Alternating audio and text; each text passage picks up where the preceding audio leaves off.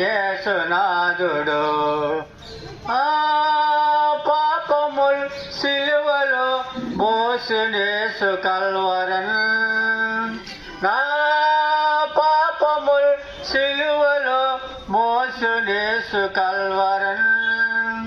పరమ తండ్రి సుతుడు ప్రాణమిచ్చెనే పాపి కొరకై, దేహమంతయుల్ గాయమందునే, దేహమంతయుల్ గాయమందునే నా రోగముల్ బాగు చేసెనే, నా రోగముల్ బాగు చేసెనే. నా శాపముల్ బాపెను మోసినెల్ల బాధలన్, నా శాపముల్ బాపెను మోసినెల్ల